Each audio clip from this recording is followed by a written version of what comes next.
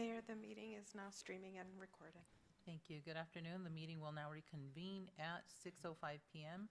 City Attorney, please provide the closed session report. Thank you, Mayor, members of the City Council. The City Council is now back in open session, having met in closed session to discuss the item listed on the agenda. A report was provided, but no reportable action was taken. This concludes my report. Thank you. Thank you. If there is no objection by the City Council, I will now adjourn the closed session City Council meeting at 6:06 PM.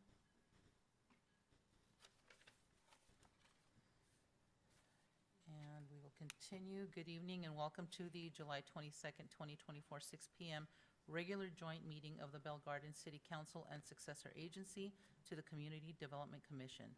This meeting will now come to order at 6:06 PM. Members of the public may view and listen to the meeting live online through the city's website as noted on the agenda. If any of the members should have a conflict of interest, please announce any item you are recusing from due to a conflict of interest prior to the item being heard. None? Okay. Tonight's invocation will be given by Minister Daniel Anguiano, and the Pledge of Allegiance will be led by Chief Paul Camacho. City Clerk, and let's move forward with the invocation. Good evening, everyone. Madam Mayor, City Council, let us bow our heads as we come before God. Heavenly Father, we just want to thank you in this day for the opportunity that you've given us, from allowing us to awaken in this day, God, and letting us carry on about our day and protecting us from all harm. Lord Jesus, we just want to give you all the honor and all of the glory in this hour.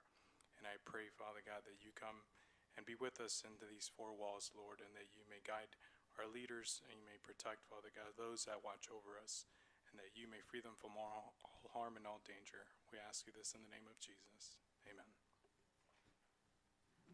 Pledge of Allegiance.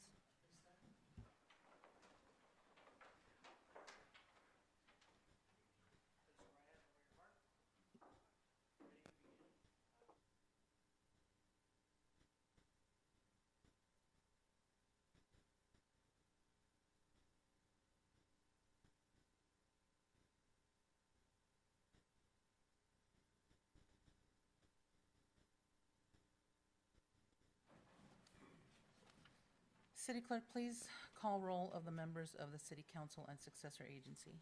Yes, thank you, Mayor. Members of the Council and Successor Agency, Chavez. Present.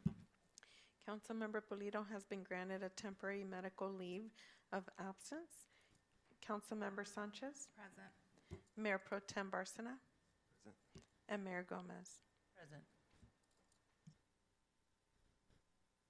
We will now move to the presentations. City Manager, please introduce the presentations. Thank you, Mayor Gomez.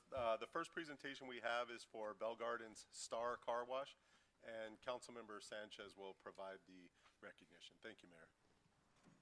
Certificate of Recognition honoring Star Car Wash. The Bell Gardens City Council is honored to recognize Star Car Wash as one of Bell Gardens' small local businesses. We congratulate you on striving business and wish you much success and prosperity for years to come. And before I have the owner come up and give a couple words, I just want to say that small businesses like him are the ones that help our community thrive, hence why I wanted to recognize him. Te quiero dar las gracias por estar aquí hoy. Como dije ahorita, te quiero reconocer a tu negocio. Son negocios como los tuyos, pequeños que ayudan a nuestra comunidad y nuestros residentes. So, muchas gracias por tener tu negocio aquí en la ciudad de Bell Gardens. Muchas gracias a ustedes por conocernos y darnos esta oportunidad de trabajar con ustedes.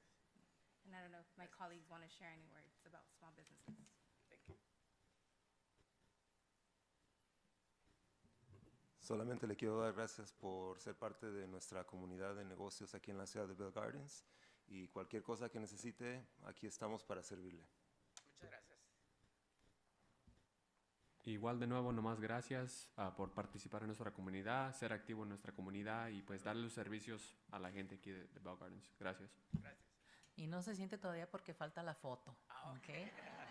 Pero muchísimas gracias por estar aquí en la ciudad, por proveer un servicio importante para los residentes aquí y pues por ser un negocio honesto, confiable, ¿verdad? Que la gente puede depender de ustedes y que hagan un buen trabajo. Entonces, muchísimas gracias. Siempre de hacer el trabajo. Gracias. Entonces, la foto, ahora ya falta, ¿verdad? Ok.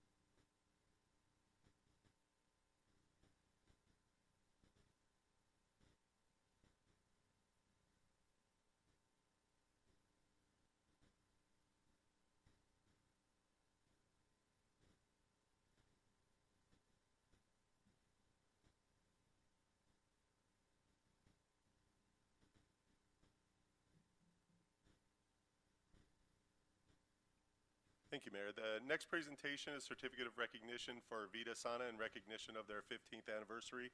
And Mayor Pro Tem Barcena will read the recognition. Thank you, Mayor. Thank you, Mr. City Manager, and thank you, Madam Mayor, for allowing me to read this recognition for Vida Sana. This is what the certificate looks like here, and it's a certificate of recognition honoring Vida Sana. The Bell Garden City Council is honored to recognize Vida Sana on their 15th anniversary, celebrating their outstanding commitment to health and wellness in our community. Congratulations on this remarkable milestone, and we look forward to many more years of your valuable contributions. El Consejo de la Ciudad de Bell Gardens está honorado en reconocer a Vida Sana en su aniversario número 15, celebrando su formidable dedicación a la salud y al bienestar de nuestra comunidad. Felicidades en este logro tan grande y estamos listos para ver más contribuciones de parte de ustedes y también con el apoyo del Consejo.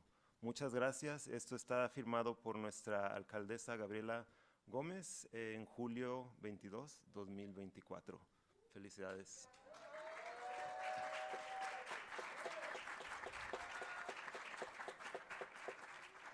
Y si mis colegas tienen algunas palabras, if my colleagues have any words that they'd like to share. Felicidades por 15 años.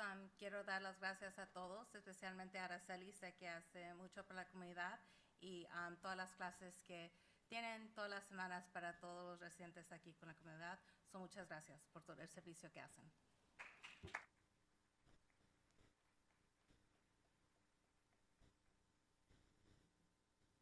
De parte mía, de nuevo, felicidades. Es un gran logro tenerlos aquí en nuestra comunidad por 15 años y espero otros 15 años todavía más, si no 30, que sigan participando, que sigan siendo parte de la comunidad, activadas, que también traigan a sus hijos, también que participen y que sigan esta rutina pues que tenemos con los residentes aquí de Bell Gardens y pues también de la región. So, de nuevo, siempre miramos lo que hacen, lo que siguen haciendo y lo que van a hacer todavía más. Muchas gracias.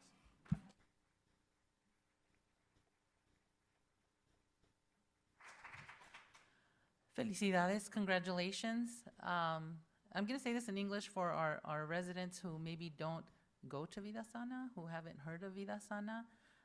Vida Sana is a great resource for our residents in the community because it's a space where you can come for well-being, where you can meet with other residents and maybe talk about, things that are going on with you. It isn't necessarily group therapy, but once you're there and you're doing the Zumba class and you start feeling comfortable with the other people that are there, you'll start to talk and you'll start to realize that everybody's going through some kind of struggle. And sometimes the space that you're in, the safe space that you're in with Vida Sana is one way of you being able to talk about all of the things that are going on with you. That 1 hour or 1 hour and a half or 2 hours that you're with the group of Vida Sana is a time for you to really focus on yourself. There's a lot of things that are going on. We all have, work and childcare and elderly parents and bills to pay and, health issues that we need to deal with. And sometimes you just need to put all of that away, go do a Zumba class, dance it out, and talk to the people that are around you so that they can also share what they're going through. And that's what builds community. So, gracias Vida Sana por lo que ustedes hacen por la comunidad. Es un espacio para la gente para poder expresarse, para poder crear lo que es comunidad, ¿verdad? Y para apoyarse el uno al otro. Y pues felicidades y que vengan otros 15 años. ¡Feliz quinceañera! Las vi muy guapas, vestidas el día de la celebración, andaban muy guapas, parecían quinceañeras todas, de veras. Gracias. Y pasen para adelante para una foto. ¿O you want to say something? Okay, I wanted to wait for the last minute. Thank you. Solamente quiero agradecerles especialmente a Araceli, Marta y Rosario, que son las líderes de este grupo, agradecerles por tanto amor que ustedes le ponen a su ejercicio aquí en la comunidad. como ustedes saben, mi propia madre es parte de ese grupo y los beneficios que yo veo que traen a la comunidad son imposibles de medir. O sea, es como un milagro lo que ustedes hacen. Si alguien no ha ido a verlas, a hacer ejercicio, se los recomiendo. También otras mamás de los colegas aquí también son parte de ese grupo y en verdad es como un milagro porque ni siquiera son empleados ni empleadas de la ciudad, son residentes, voluntarios, voluntarias y hacen esto de una manera tan thoughtful, ¿cómo se dice thoughtful? Con tanta dedicación y con tanto amor. Por ejemplo, las camisetas que ven ahí, yo les ayudé a diseñar eso, pero ellas ya lo tenían en su mente bien claro lo que ellas querían. Es un corazón y también tienen a las 3 instructoras y cada color significa algo muy especial. Les recomiendo que si no conocen este grupo, antes de que se vayan, les pregunten y ellas les van a explicar. Las apreciamos mucho, muchas gracias por todo lo que hacen y también le quiero dar gracias a Martín, que es el representante de todos los hombres ahí, porque necesitamos más hombres en el grupo también. Si hay alguien que necesita hacer ejercicio, por favor, inscríbanse, es gratis. Muchas gracias a todas por lo que hacen y aquí estamos todo el consejo para seguir apoyándolas en lo que se necesite.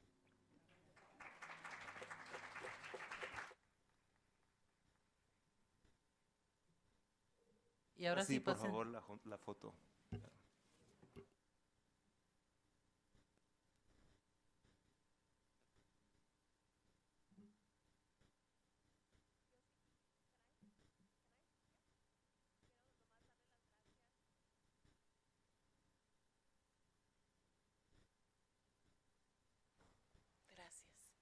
Sí, que de parte de nosotras queremos dar las gracias a la ciudad, a los concejales, por el reconocimiento que nos están dando, por haber estado con nosotros en nuestra celebración, por finalmente, no que lo necesitemos, porque la comunidad nos da ese agradecimiento, pero sentimos muy bonito que ustedes nos reconozcan, que estamos haciendo algo voluntario y que lo estamos haciendo de corazón para nuestra comunidad.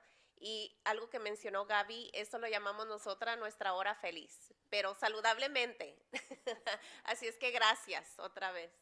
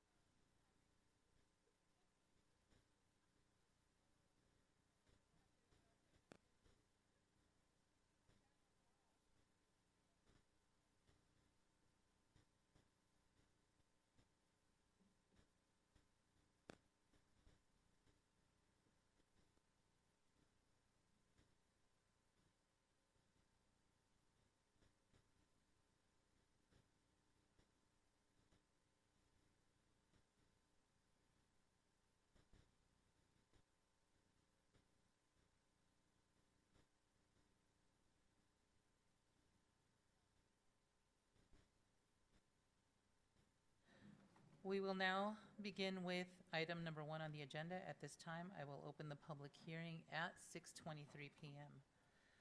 City Manager, will you please introduce this item? Yes, thank you, Mayor Gomez.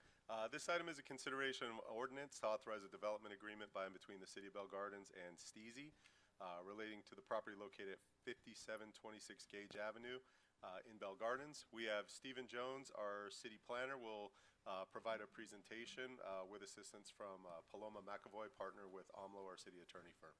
Thank you, Mayor. Thank you, Mr. City Manager. Good evening, Madam Mayor, Mayor Pro Tem, and honorable council members. We'll just have one moment for my presentation to come up.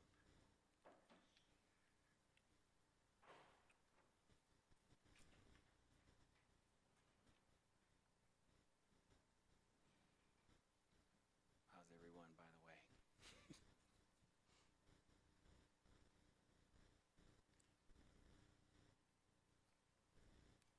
All right, there we are.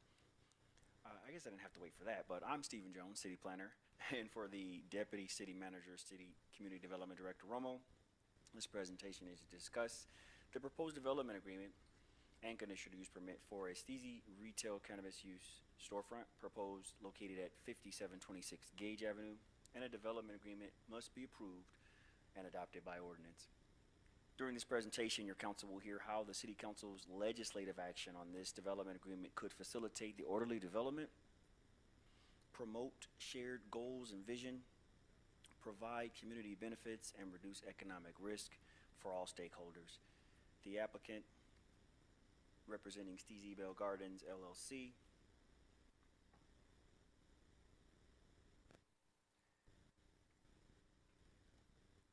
is requesting the council to waive full reading in ordinance number 945 and approve and adopt the ordinance to authorize the city to enter into and execute an agreement for vested development rights in exchange for public benefits. On June 10th, 2024, the Planning Commission approved a conditional use permit to authorize a 5,824 square foot cannabis retail use storefront at the location within the mixed-use zone and within the mixed-use commercial and residential general plan land use designation. After their independent analysis, a duly noticed public hearing, and receiving public testimony, the Planning Commission voted 3-0-2 with 1 abstention and 1 recusal to recommend approval of the DA. And this presentation will correct the staff report since the agenda report said 3-1-1. It was actually 3-0 and 2 abstentions, 1 for recusal and 1 for abstention. The commission determined that the 11,200 square foot property was adequate in size, shape, and topography to accommodate the proposed use, since the zone conditionally permits the use, and the surrounding properties are of similar commercial use and the same zone. An approved DA would benefit the city and the developer, since there are still significant development costs and economic risk associated with the efforts to improve, develop, and or use real property for the relatively new use, legal market, and industry. And an approved DA would facilitate the establishment of certain development rights on real property in exchange for those public benefits discussed earlier. The applicant's proposed contemporary storefront design would comply with the Bell Gardens development standards and evidence how the applicant would promote community vision with improved and updated buildings and community identity. Orderly development is proposed and would include 4 distinct spaces: retail area, office, staff areas, and vendor areas. Conditions of approval and state law enforce security, age restrictions, and hours of operation requirements. And if the ordinance is adopted, as the commission recommended, the DA would vest the applicant's rights with an initial 5-year term, with an option to extend the agreement for up to a total of 10 years. In exchange, the applicant would contribute an annual community benefit amount of $100,000 upon the effective date of the DA, and every January, and a quarterly benefit rate equal to 7% of gross receipts.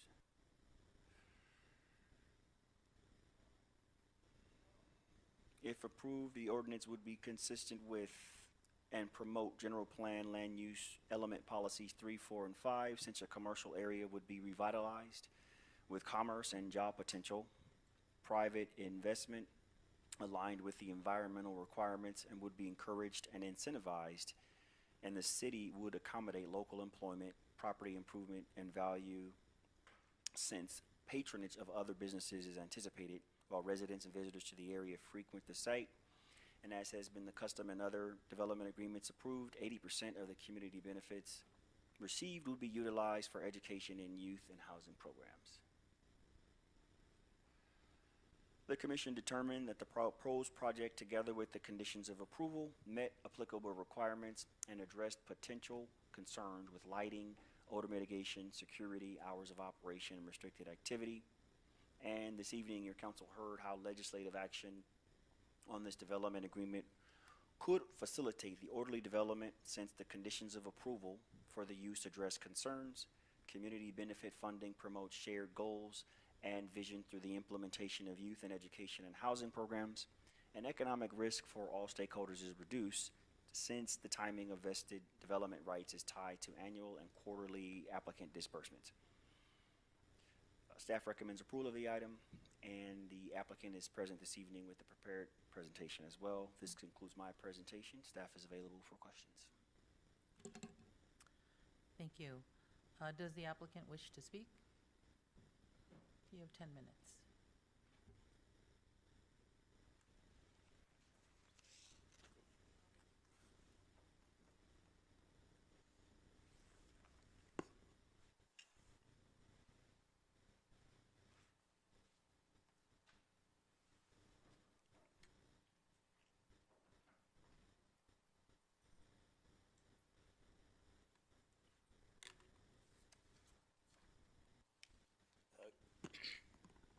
Good evening, Mayor, City Council, and thank you for allowing us to present tonight.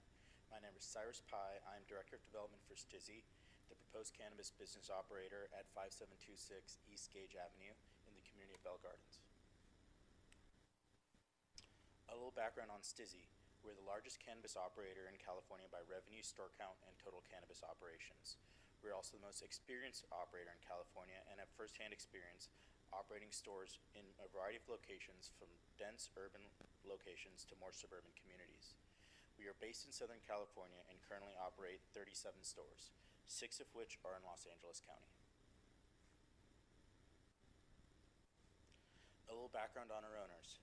Our founder, James Kim, is a Iraq War disabled veteran, and he founded our company in 2018 to help other veterans cope with PTSD and pain management. The president and co-owner of Stizzy, Talk Sato, has over 7 years of cannabis experience and background as an attorney, helps make sure that our operations are 100% compliant.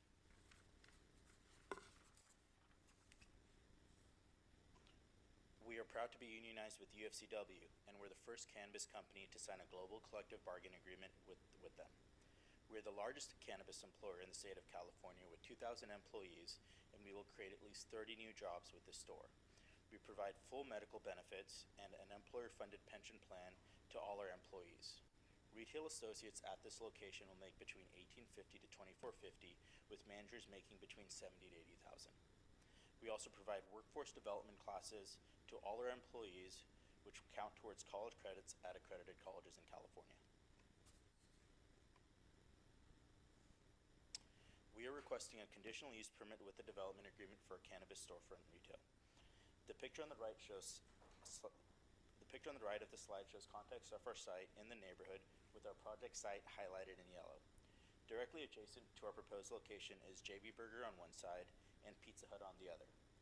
As experienced cannabis business operators, we spent a lot of time trying to find the right location that was conforming to the city's cannabis ordinance, that was in a commercial corridor, a standalone building with dedicated parking, and consistent with the intent of the general plan, and we found that at 5726 East Gage Avenue. The proposed project includes renovating the existing 4,615 square foot building. We also plan to do lighting upgrades along with repainting the exterior and a new secure trash enclosure. The retail floor is the only portion of the premises where customers have access, as can be seen on the diagram on this slide. There is a significant back of house that includes an employee break room, separate security and management office, and secured inventory room. Before customers enter the premises, a security guard or employee will do a quick ID check. After that, customers will go to the reception check-in area where their ID will be checked one more time through a state compliance system. After they will be allowed to enter the sales floor, proper line management will be used to optimize the sales floor, and an associate will assist them in making a purchase and check their ID an additional time. At no time will customers be allowed to physically touch product until after a sale is made, as the product is always behind secure glass enclosures. This design and procedure has led to zero thefts and compliance infraction from our retail stores during operational hours. Additional security measures include panic buttons throughout the premise and security cameras throughout the interior and exterior, and guards on the premise all times during operational hours. Both security and staff strictly enforce a no loitering policy, and since it's a standalone building that has dedicated parking, it will be much easier to enforce. This also means that at no time will individuals be allowed on the premises unless they have the ability and intent to make a purchase at our storefront. We pride ourselves in quality build-outs. Here are a few of some of our stores. In addition to physical security upgrades that we will be doing, our security procedures are very similar to a bank. We have a very robust security process that we put in place to ensure no thefts and that customers and neighbors are always safe. We will always have armed security on site during operational hours. Our camera system has up to 90-day playback, which law enforcement and regulators will always have access to. In addition, we have 24/7 CCTV monitoring that helps augment our guards on the premises. And now my colleague Andrew.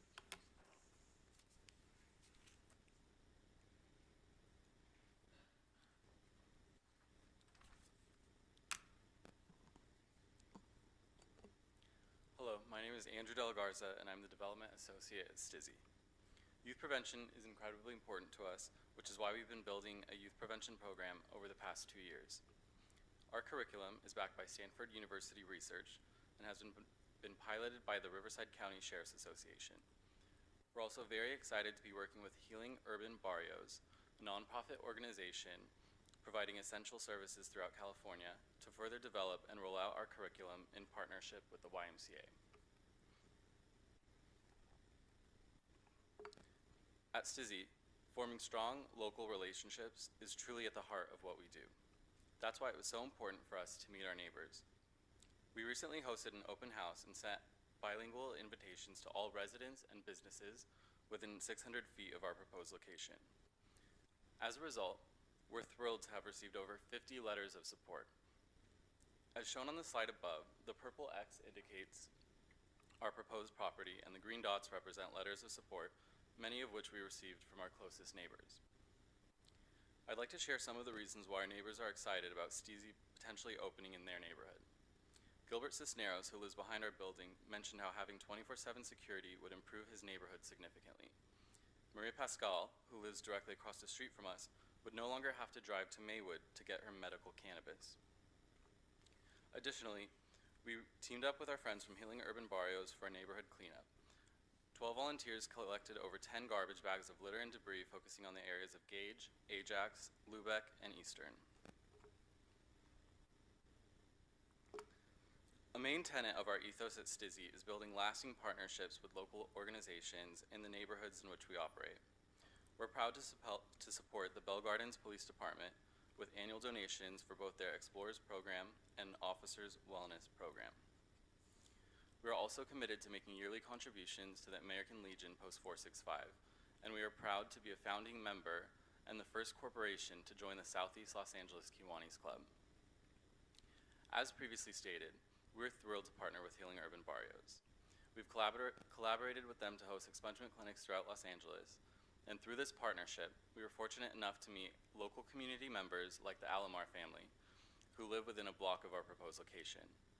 This connection has allowed us to better understand and address the concerns and needs of our closest neighbors here in Bell Gardens. Thank you for your consideration.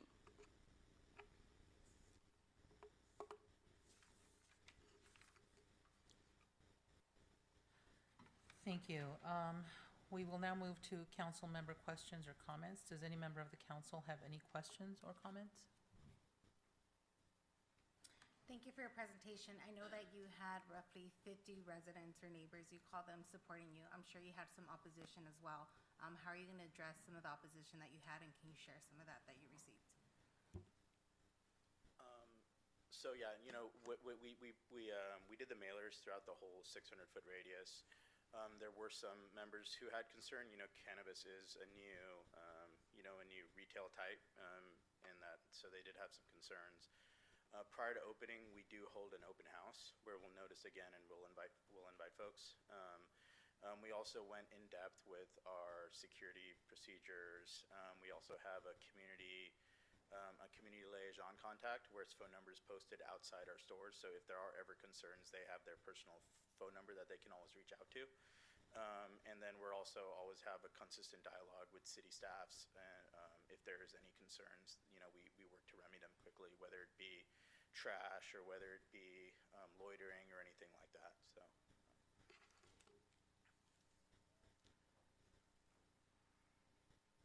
I actually do have a question. If we can look at the plans again, I don't know if we can, somebody can bring back up the PowerPoint.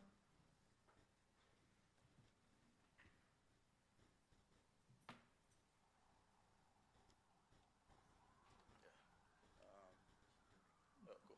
She has to put it, yeah, she'll be putting it up right now. Essentially, my question is, if I saw the pictures correctly, I noticed that there were some residences that are just on the other side of the parking area. So my question is there anything that you are planning to do to put up like a barrier, like a wall or anything between the residences and the parking lot, or, what kind of provisions is there for the residences that are right next to it? So we actually tried to reach out to these direct neighbors multiple times, even, sent them like a certified mail just to, we really wanted to get old. And I believe it is, It looked like it was like a pink and housing. yeah, and they do have like one window that's kind of like Right. looks into our parking Exactly. lot. I mean, we tried to reach out to him multiple times. I mean, if there is ever any concerns or something like that, it's not too hard for us to, get something, get a new like wall material or something like that there. But but right now as it is, there isn't a significant change to that. So I guess my concern is that, okay, it's right back up there. They've got a window there. There's lighting, right, for the parking lot. I'm just wondering if any of that light pollution, if there's anything that we can do to mitigate light pollution for those residents in that particular address. And my point is, I don't want to wait until they complain about it, is what I'm saying. I'd like to make sure that there are, proactive steps to reduce some of that in terms of light pollution, noise pollution, all that. Got it. So, just, in terms of like exterior and security upgrades, we don't have any like significant lighting planned on that corridor or like in that corner there. I think, prior to like redeveloping it, we would commission like a small photometric study just to make sure Okay. And I think that's that. But So- think sorry. I'm sorry, not to cut you off, but so the entrance is through Gage?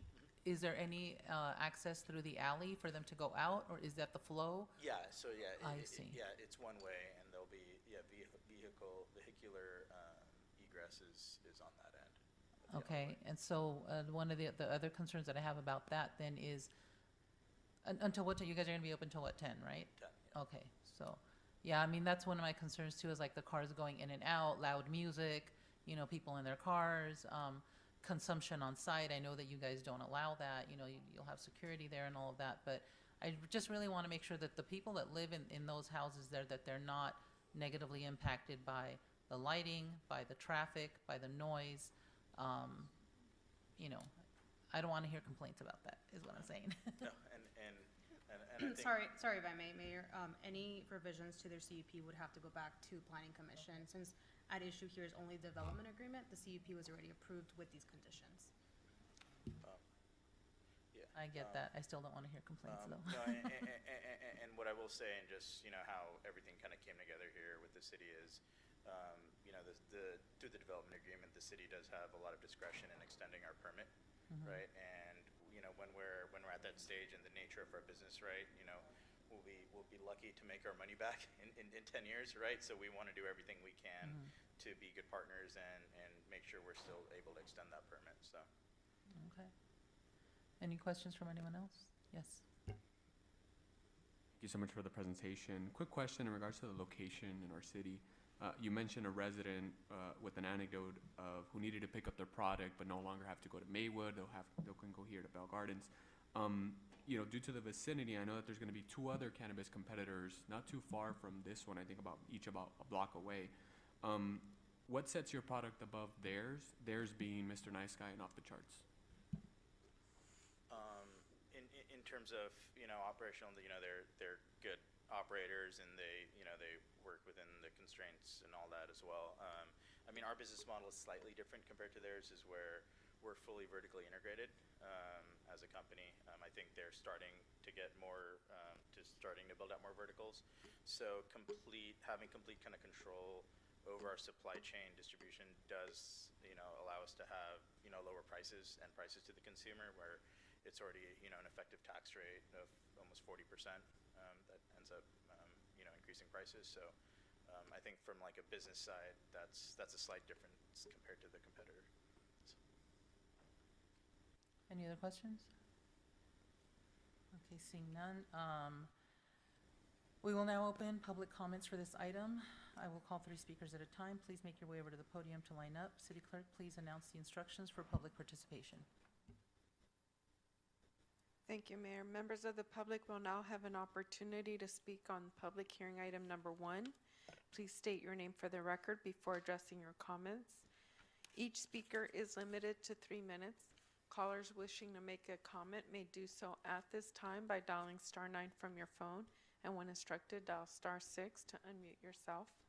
Individuals joining through Zoom may request to make a comment by using the raise hand feature and select the unmute or microphone icon when instructed. We will first hear from speakers that are in person, and we did not receive any written communication. Thank you. We have initials BC up to the front.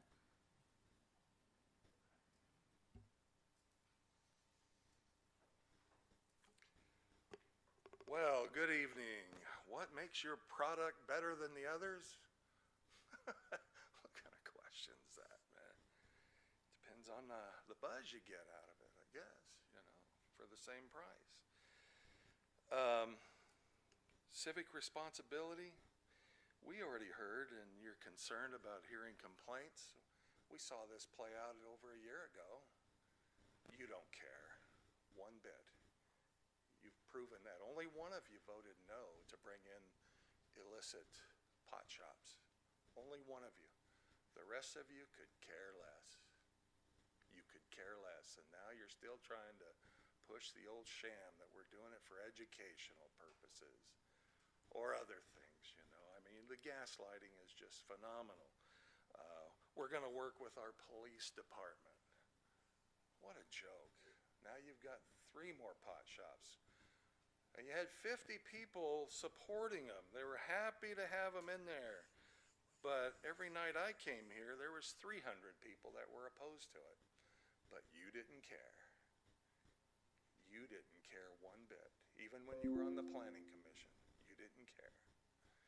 So you're following the advice of maybe the people like Art Chacon over in Montebello or Mario Trujillo, the mayor of Downey, the current mayor of Downey. They're all right up this alley. That's what Bell Gardens has become.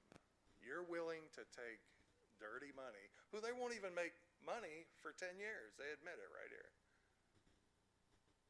But you really care about those 300 people that came in here.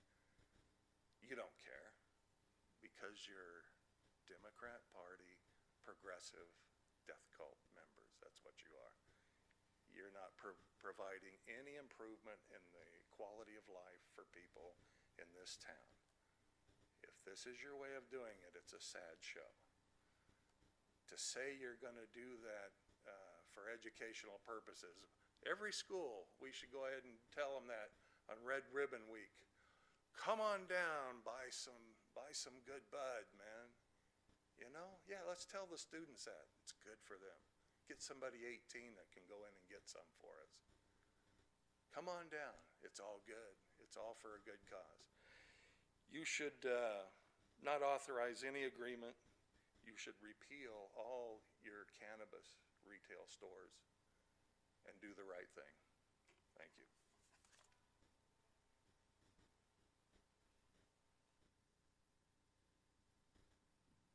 We do not have any callers or anyone on Zoom raising their hand.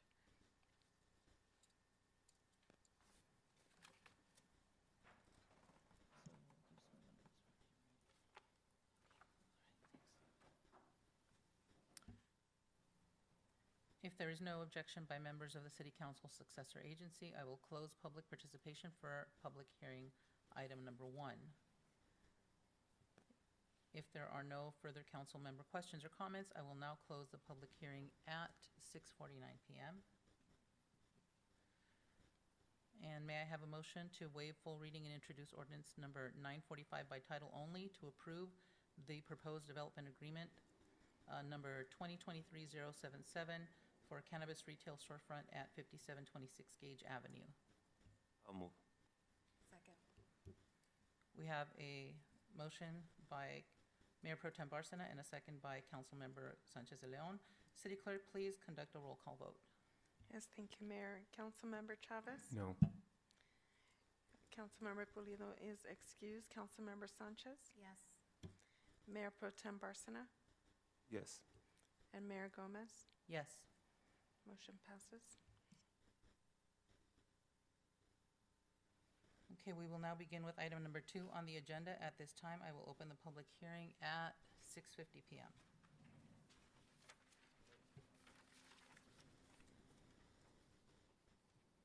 City Manager, will you please introduce this item? Yes, thanks again, Mayor Gomez.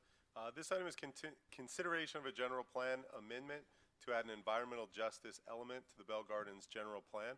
I'll turn it over to our city planner, Stephen Jones, so he can introduce the item and carry forward with the presentation. Thank you, Mayor. Thank you, Mr. City Manager. Good evening, Madam Mayor, honorable council members. The environmental justice element conducted an RFP process in the last quarter of 2022, and Impact Sciences, Inc. was selected for their expertise, their experience, and success with other EJ elements to address the city's need for a sustainable environmental justice element as mandated by SB 1000 and SB 379 and abide by the LEAP grant requirements, which pays for the development of the EJ element. The minority-led, woman-owned firm was selected to develop our element in part because they received a prestigious award from the Association of Environmental Planners for their work with the City of Bell. The award was presented to them in April 2022 at an annual Association of Environmental Professionals meeting for the preparation of Bell's EJ element that was found to advance diversity, equity, and inclusion. And we have on hand with Impact Sciences, Inc., Jessica Kirkner-Flores for the EJ element presentation. I believe she's on.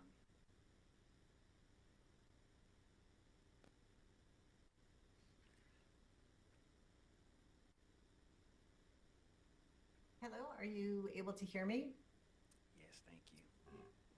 Yes. All right, go ahead, take it. Okay. I'll admit So as Mr. Jones mentioned, my name is Jessica Kirchner. I am CEO, owner of Impact Sciences. We are a small business. And I'm here to talk to you about the EJ element. So there are 2 actions before you today. The first is to determine that the initial study negative declaration prepared for the EJ element was prepared in accordance with California Environmental Quality Act guidelines and would not result in a significant effect on the environment. And the second is the adoption of the resolution to approve the general plan amendment and add the environmental justice element to the Bell Gardens general plan. Today's presentation will include a brief background, description of what an EJ element is and its requirements, the goals and policies included in the City of Bell Gardens EJ element, the environmental review process, next steps, and recommendations. Let's see. So in 2016, SB 1000 was passed to address health effects in low-income communities and communities of color.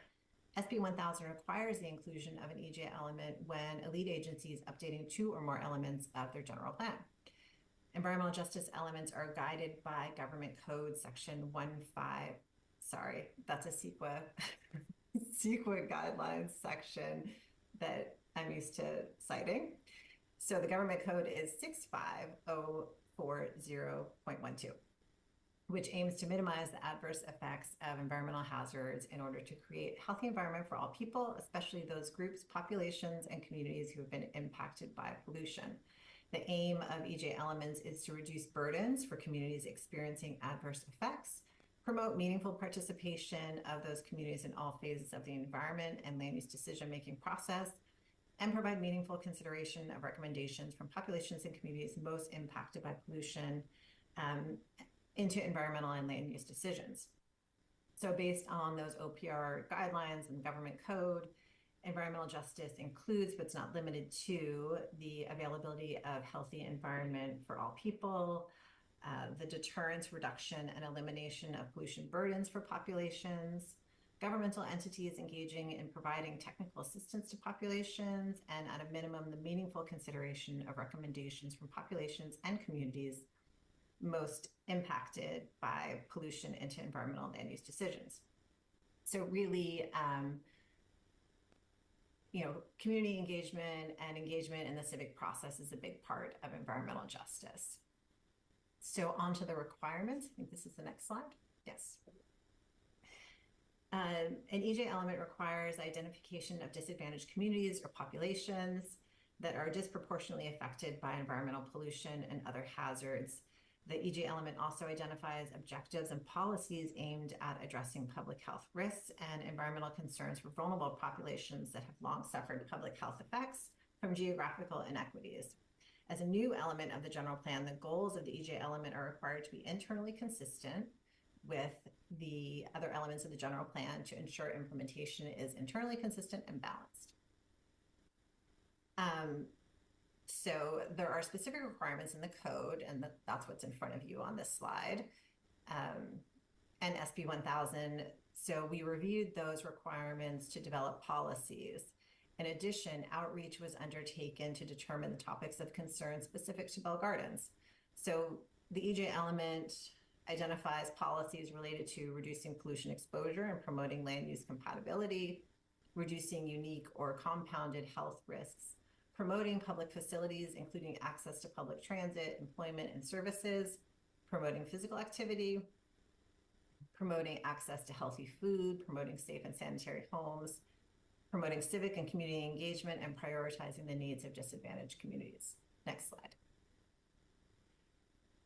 The city's EJ element is organized into these 6 sections: an introduction, which provides an overview of priorities, policies, and actions regarding EJ; background, which I'm going to talk a little bit about, go a little bit more in depth in what goes into the background. It's a comprehensive overview of existing conditions, reviewing existing general plan goals and policies, and then the actual EJ element goals and policies.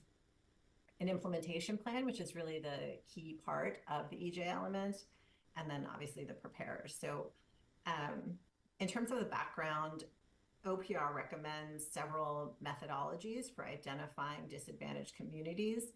One of these is a tool called CalEnviroScreen, and they set metrics for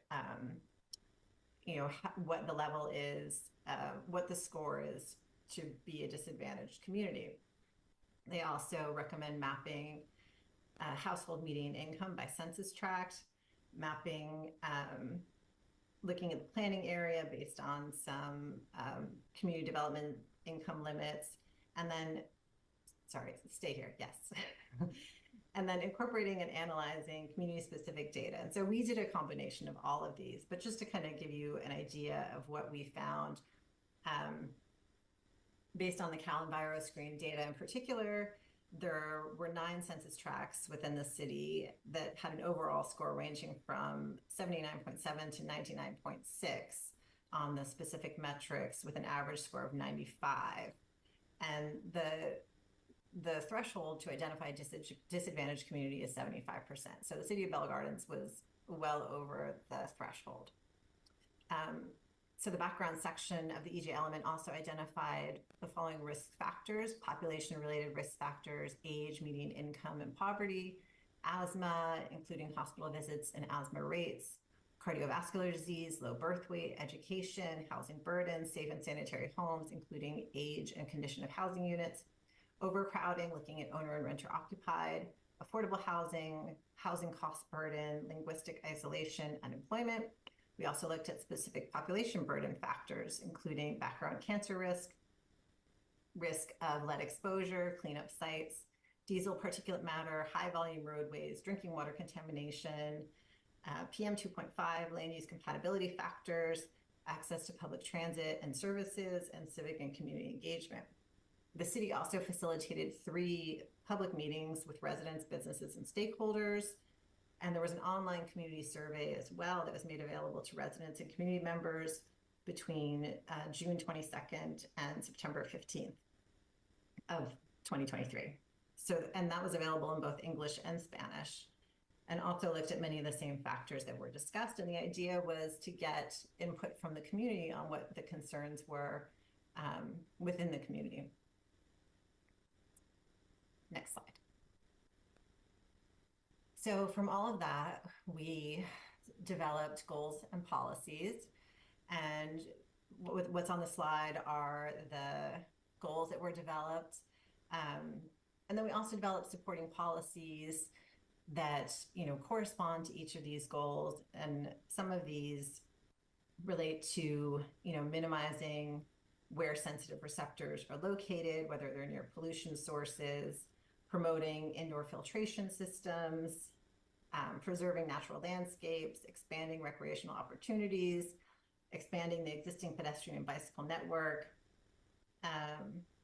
Then, you know, as I mentioned, civic engagement is really a big part of this. So what we're doing now, live streaming city council and commission meetings, and then circulating annual surveys on important citywide needs. Next slide. So the last part, and really the key to everything, is the implementation program. So there are 5 programs that were identified as how the city can implement the EJ element goals and policies, and that's what you have in front of you: community outreach, land use, environmental monitoring, affordable housing, and a health improvement program. And each of these within the EJ element has a timeline, the budget, and the responsible department. Next slide. So the last piece is the initial study negative declaration that was prepared as part of the environmental process that goes with the EJ element. The ISND was circulated for 30 days from April 10th to May 10th, and found that there were no significant environmental impacts associated with the adoption of the EJ element. And that concludes my presentation. Thank you. And the recap for me is staff is available for questions, but the next steps are obviously today the first introduction of the environmental justice element, and if approved, we would have a second consent item to formally adopt the general plan amendment to add the new environmental justice element to the Bell Gardens general plan. Stephen, just for clarification, the resolution would be adopted today. Okay, then it's 30 days, excuse me. It would be effective immediately since it's a resolution. Thank you. Okay, so correction, the next steps are to consider and adopt the resolution, and if approved, it would be effective immediately. Staff is available for questions. Thank you. We will now move to council member questions or comments. Does any member of the council have any questions or comments? I do, yes. Thank you. So I know you just mentioned some of the immediate next steps, but in terms of like practical action that will generate some type of change, what would you say is the next step? Like, are we going to involve some type of community input into some of these goals? Yeah, can you share a little bit about what the vision is? Sure, I could take that question. I believe that some of the things we're already doing in terms of surveys, for example, when we're asking what's meaningful to the city residents, what's important to what you need to feel safe or engaged. We look at expanding those surveys, for example, in terms of the things we're doing to simplify and streamline permit processing, for example, with my department. So each department would have a specific role. So if I think in terms of community development, we're launching the Permit Streamlining Act tracking system. And so when we look at how to engage residents and getting them to use it and seeing how effective that is, it's a way to increase equity. It's a way to increase the engagement with the city processes. And then city manager's office regularly holds surveys, at least annually, but sometimes more, for what can be done to improve service, customer service, effectiveness of the programs and policies we already have in place. So a lot of this environmental justice element requirement is to ensure that there's a path forward and a continued effort at engagement and equity. And so when we look at the things we're already doing, this is a way to solidify that and confirm and verify what we're doing and how to improve that. Thank you. And, you know, as you explained this, it does sort of resonate that we are making some efforts that are working. So, for example, our app that we're pushing and how we're setting goals. So I understand what you mean in terms of efforts that we're already rolling out. So thank you. Any other questions from anyone? Thank you so much for the presentation. Quick question. I know that one of the outcomes that came out of the EJ element is, or one of the programs, there was five of them laid out: community outreach, land use, environmental monitoring program, affordable housing program, and health improvement program. Can you speak a little bit to land use program in regards to the dynamics of our city and you know, whether that be industrial sites or you know, what are some examples when that we could use, or models that we could follow that perhaps maybe other cities have taken a different look at? Sure. I think there are two important projects that are coming up right now that would speak to that issue. There's a climate action plan coming.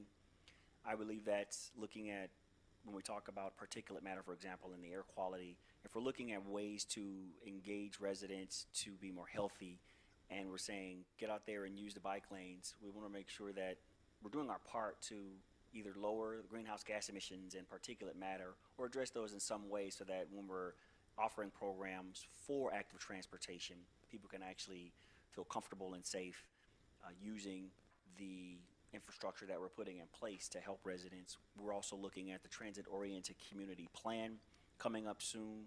An RFP was released for that, and we're engaged in the selection process for a consultant to help us link density with the active transportation in the metro. So we have the metro lines. There's very few, we're a small city, so there's only a couple of spots that are considered major transit stops or high quality transit corridors. And so when we look at ways to utilize those resources, the environmental justice element tells us we can focus that land use element of density, because we know we have to have it from state mandates, in a way that is compatible and incorporates into the existing fabric of the city. So we're placing density in the places that make it most useful. So where the 110 and the 111 lines cross, it's considered a major transit stop. We can consider placing density there, and the council can either approve or look at some ways to address that. But the thinking is that since there's high quality transit corridor, if we have to place density somewhere in the city, that's the most appropriate place to do it, so that residents could take advantage of the public transit, as well as incentives for the developer to either reduce or eliminate some of the parking that would be required because of the proximity to public transit. So these are ways that, again, I can speak from community development mostly and say that we can address environmental justice element goals and policies rather, to look at we're replacing density, making sure that there's access to services, access to transit, and there's increased opportunity to use active transportation, whether it be bicycling or pedestrian activity. Thank you so much for that. I do want to tap a little bit more into this discussion specifically about density, right? Because here in our city, we're very dense. We're one of the most densest cities, if not the whole region, across the nation. And as there's continually push for housing and building, some cities have said, we're built out, right? I know in our city, we've looked into different corridors. I think on Gage and Eastern, we've upzoned some of that area, I think. And my question is in regards to when we talk about all this upzoning for the folks that are currently living there, is there going to be opportunity for them to be sort of first dibs when it comes to that housing per se, right? And I know that there's always some conflictions with who gets first dibs on some of this housing that's being built. Not to say that we're building some there, but in the future, right, with the upzone. And another question is just more generic. Are there benefits to having overpopulated cities, right? Are there benefits to having overpopulation? I've tried to figure out, aside from like the culture and the sort of diversity that's involved when bringing a lot of different community members that I truly love.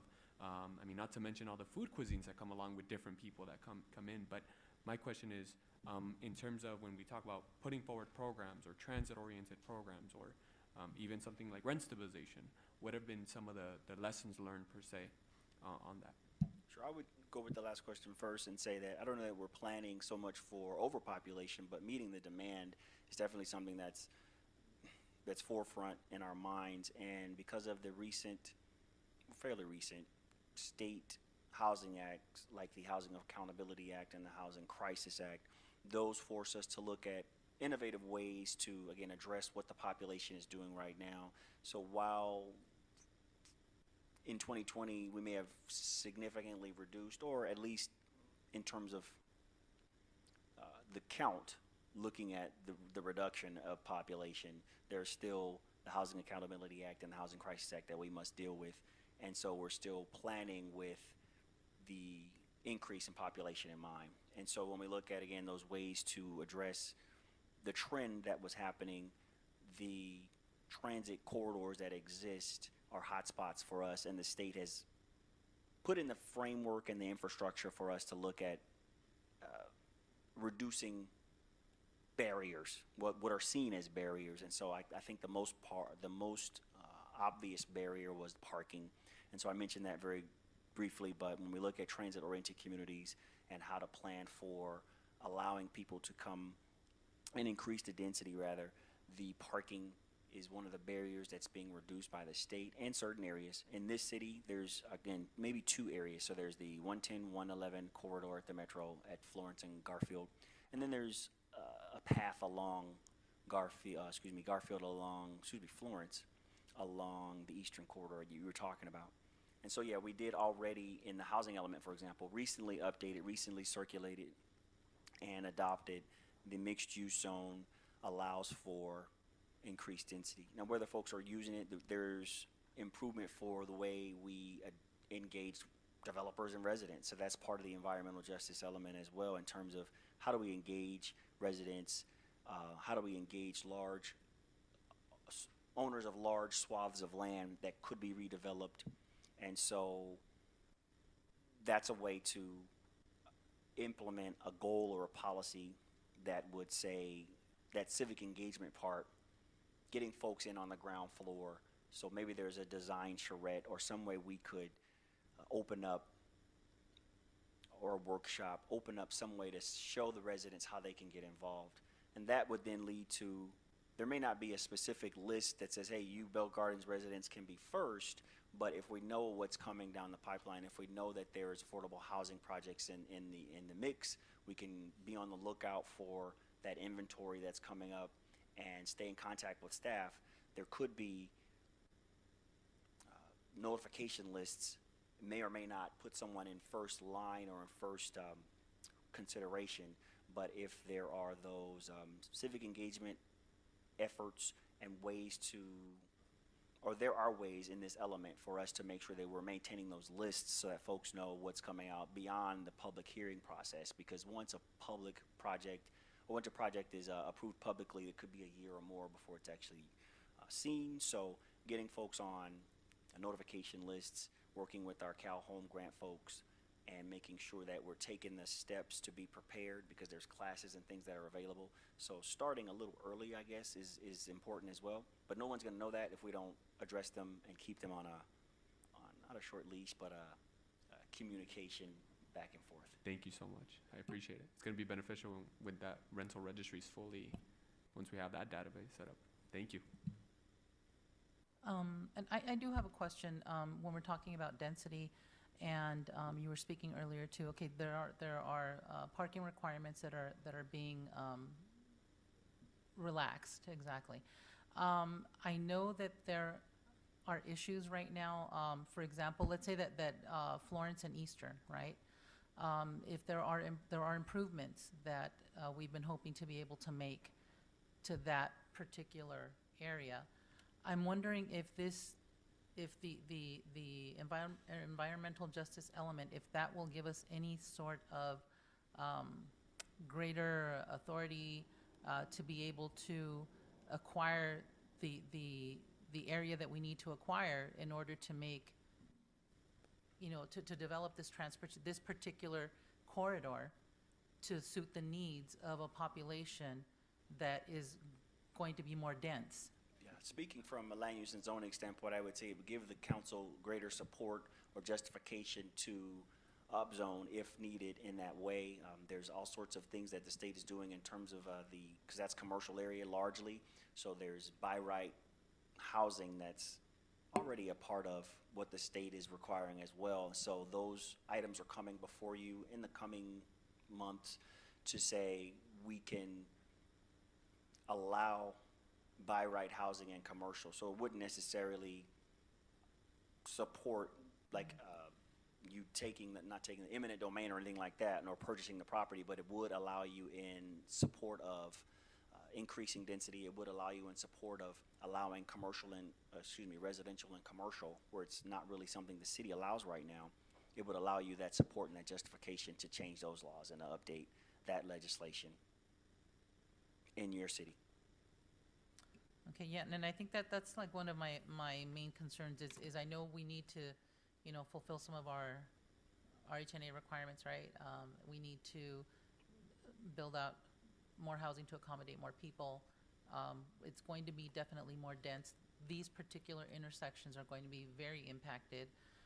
So I want to make sure that there's some power some magical power maybe that we can count on, or that we can rely on with the environmental justice, at least to make our argument, right, of why we want to do what we need to do.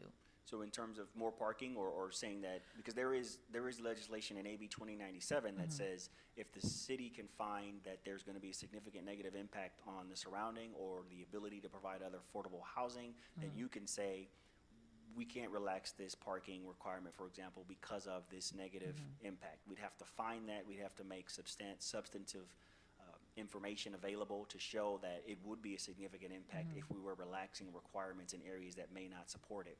So there are ways that are built into the existing legislation outside of environmental justice to say we need to take a second look at this or consider something other than what the state's requiring us to do. We may be able to accommodate in some ways, in some areas, and some other areas we may say that's going to be a negative impact and it's going to affect our ability to have that level of customer service or that level of engagement and those ways to allow affordable housing, for example. So if we're saying it's going to be a negative impact on other commercial businesses because we're saying no parking on this development, how's that going to impact the rest? Again, there's have to be substantive findings to show that, perhaps parking studies or things like that, but there are ways built into AB 2097 specifically which expands parking exceptions. So it's Great, both thank you. sides. Okay, thank you. Questions from anyone? No? Okay, we will now open public comments for this item. I will call 3 speakers at a time. Please make your way over to the podium to line up. City Clerk, please announce the instructions for public participation. Thank you, Mayor. Members of the public will now have an opportunity to speak on public hearing item number 2. Please state your name for the record before addressing your comments. Each speaker is limited to 3 minutes. Callers wishing to make a comment may do so at this time by dialing *9 from your phone, and when instructed, dial *6 to unmute yourself. Individuals joining us through Zoom may request to make a comment by using the raise hand feature and select the unmute or microphone icon when instructed. We will first hear from speakers that are in person. If we have any comment cards, I've already provided it to the mayor. Otherwise, we did not receive any additional ones, and we didn't receive any written comments. Thank you. First speaker, initials BC.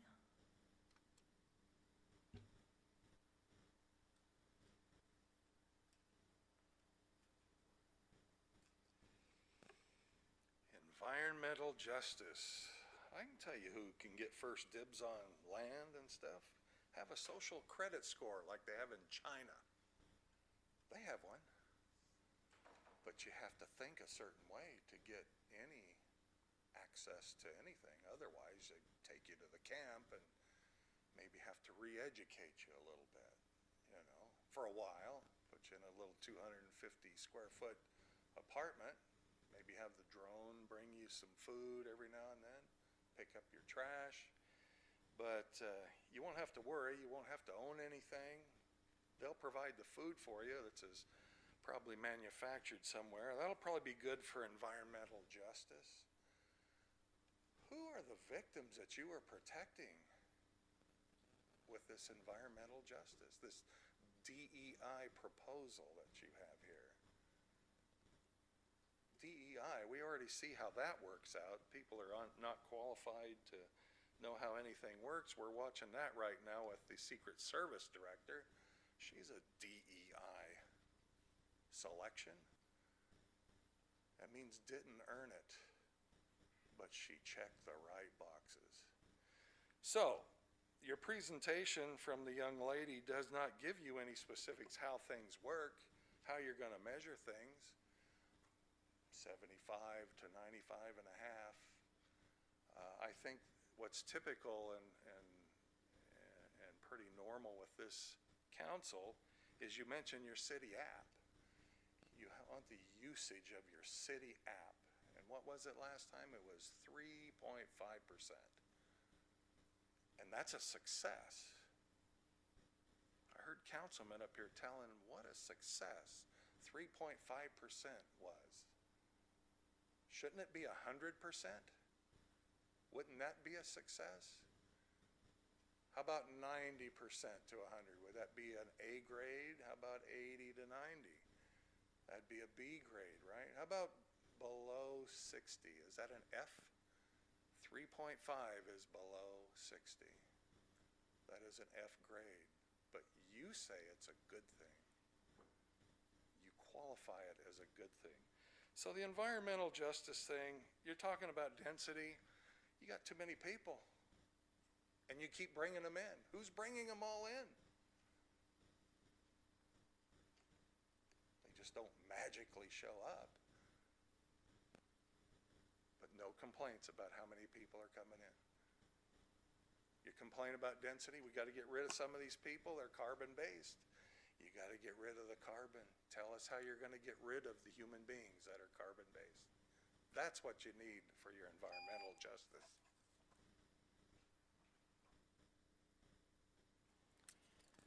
We do not have anyone participating virtually, and we do not have any additional public comment cards. If there is no objection by members of the City Council Successor Agency, I will close public participation for public hearing item number 2. If there are no further council member questions or comments, I will now close the public hearing at 7:23 p.m.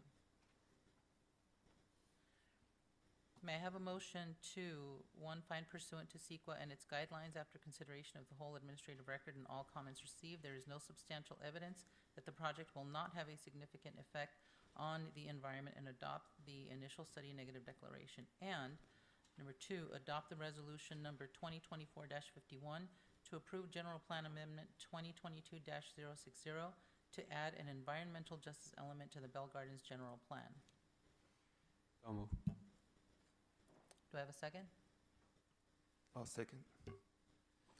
We have a motion by Councilmember Chavez and a second by Mayor Pro Tem Barcena. City Clerk, please conduct a roll call vote. Yes, thank you, Mayor. Councilmember Chavez? Aye. Pulido is excused. Councilmember Sanchez? Yes. Mayor Pro Tem Barcena? Yes. And Mayor Gomez? Yes. Motion passes. Thank you. We will now begin with item number 3 on the agenda. At this time, I will open the public hearing at 7:24 p.m. City Manager, will you please introduce this item? Yes, thanks again, Mayor Gomez. This item is consideration of an ordinance amending existing municipal code sections of the Bell Garden Municipal Code to regulate vehicle parking and storage for automobile repair uses. Before I turn it over again to Stephen Jones for the third time tonight, the purpose of this ordinance here is to help some of the issues that staff have heard, I'm sure the council have heard as well, regarding automobile repair facilities and their use of right-of-way or public streets to park and store vehicles that they are either planning to repair, are in repair, or have already repaired. So with that, I'll turn it over to our city planner again. Thank you, Mayor. Thank you, Mr. City Manager. Stephen Jones again, City Planner with the City of Bell Gardens, in for Deputy City Manager, Community Development Director Romo. And this item is to present ordinance number 943 to accommodate vehicle parking and storage for automobile repair facility uses by identifying ways to streamline review and processing of provisions within the Bell Gardens Municipal Code Title IX, aka the zoning code, and creating a process that augments what's already required to establish and or improve or upgrade businesses within the city's commercial and industrial zones through clarified regulations. During this presentation, the council will hear justification for the zoning code amendment, ordinance analysis, and a summary of your planning commission's proceedings and recommendation to your city council. To determine the common sense exemption, conduct a public hearing, and introduce the ordinance by title and waive full reading. So the shared resource of parking is often strained through various times of the day when residents and visitors to the area compete for on-street parking. Ordinance number 943 contemplates ways to encourage local business patronage while maintaining available space for use within residential neighborhoods. Dense neighborhoods, business expansion, and population shifts have led to parking challenges that have necessitated solutions of many different methods. On February 21st, the Planning Commission directed staff to prepare an ordinance.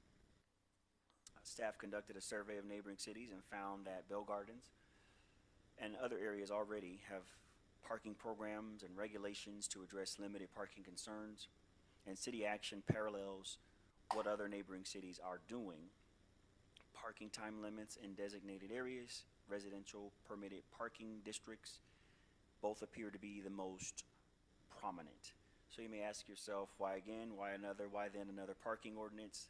Well, similar to ordinance number 943, staff also found that the city of Bell adopted an ordinance to address the use of street parking for storage of vehicles. So it's a common problem along many jurisdictions.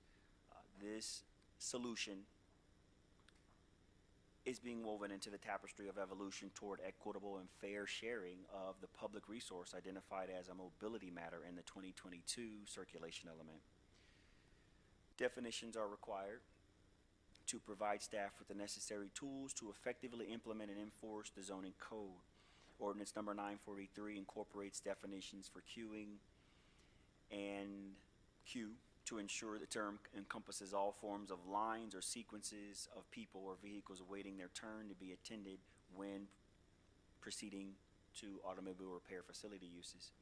The ordinance in purpose and intent language mandates the provision and maintenance of off-street parking and loading facilities by business owners, and encourages business expansion within the boundaries of private property in ways compatible to ensure parking on public rights-of-way are available to residents and visitors to the area. General plan consistency. Ordinance number 943 is consistent with the general plan since the circulation element recognizes the need for a balanced supply of parking to meet the needs of drivers while still encouraging active transportation. The land use element speaks to economic vitality, private investment, and community stability. By encouraging business owners to meet the demand of their businesses within the boundaries of their properties, the ordinance is consistent with policies 3, 4, and 5 for economic vitality, private investment, and community stability. On June 19th, the commission unanimously voted to recommend approval. And during this presentation, your council heard Planning Commission decision and recommendation background, the need for a new and different solution, and general plan consistency with the circulation element and the land use element. Staff recommends approval of the ordinance. And this ends my presentation. I'm available for questions. Thank you. We will now move to council member questions or comments. Does any member of the council have questions or comments?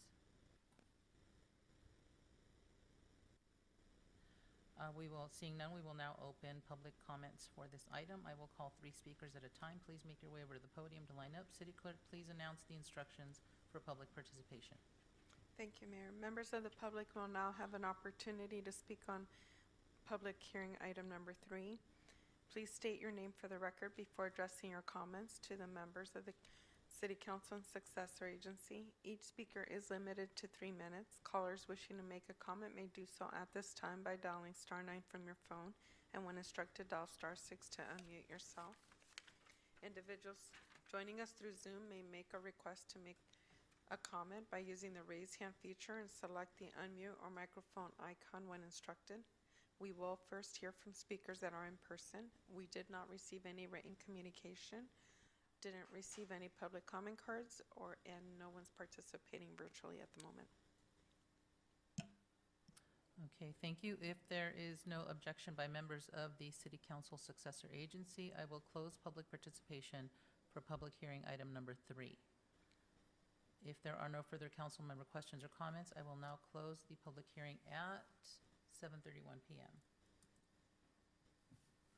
Oh, I think we need do we need one more person?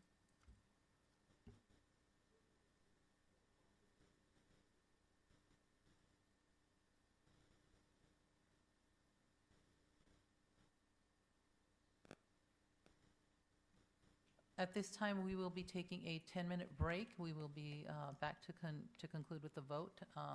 So we'll be back in 10 minutes at 7:41. Thank you.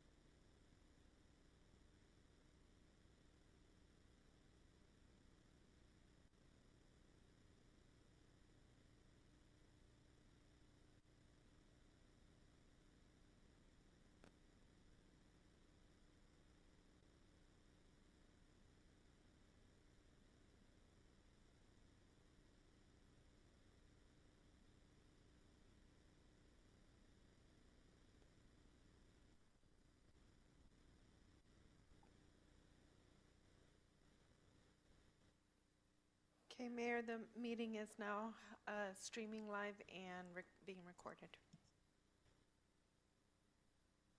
Thank you. Well, I was waiting for Councilmember Chavez so we can start this vote, but we have a quorum, so I think that we will, oh, here we go. Are we ready to take this vote now? Yes, ma'am. All right, thank you. Okay, so, may I have a motion to find the proposed ordinance number 943 categorically exempt from CEQA and waive full reading and introduce ordinance number 943 to regulate off-street vehicle parking and storage for automobile repair uses? Do I have a motion? I move. Do I have a second? I'll second. Okay, we have a motion by Councilmember Sanchez de Leon and a second by Mayor Pro Tem Barcena. City Clerk, please conduct a roll call vote. Yes, thank you, Mayor. Councilmember Chavez? Yes. Councilmember Pulido is excused. Councilmember Sanchez? Yes. Mayor Pro Tem Barcena? Yes. And Mayor Gomez? Yes. Motion passes. Okay, we will now move to public participation for items not listed on the agenda. Public participation is now open. City Clerk, please announce the instructions for public participation. Yes, thank you, Mayor. Members of the public will now have an opportunity to speak on items not listed on the agenda. Please state your name for the record before addressing your comments. Each speaker is limited to 3 minutes, subject to an overall 30-minute period, unless announced otherwise. Callers wishing to make a comment may do so at this time by dialing *9 from your phone, and when instructed, dial *6 to unmute yourself. Individuals joining through Zoom may request to make a comment by using the raise hand feature and select the unmute or the microphone icon when instructed. We will first hear from speakers that are in person, and we did not receive any written communication.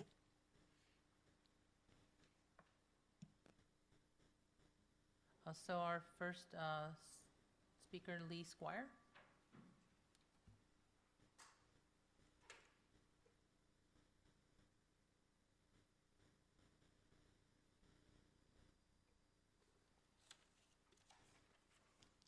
Lee Squire, City of Downey, Vietnam-era veteran, U.S. Army, Mayor and City Council. Subjects: July is Disability Pride Month, and then number 2, Purple Heart Medal City Month, August. July is Disability Pride Month. In July 1990 was the signing of the Americans with Disabilities Act. This federal civil rights for the disability community applies to all public and private sector entities. Please look up Disability Rights Movement for the fight for the civil rights for the disabled. This fight even began as far back as 1960. I'm also requesting that, again, that July is Disability Pride Month, and maybe you can make an announcement to that effect. I'm also requesting that the City of Bell Gardens consider becoming a Purple Heart Medal City on behalf of all of those of the City of Bell Gardens who have served in the military.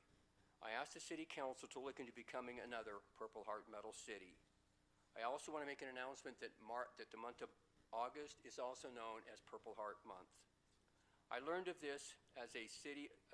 becoming a Purple Heart Medal City by the City of Pico Rivera at their Memorial Day event. The City of Downey is currently looking and moving on becoming and considering becoming a Purple Heart City. God bless America, God bless the military and the veterans and their families, and God bless law enforcement and their families across America. Thank you. Thank you, sir, and thank you for your service. Speaker number 2, initials BC.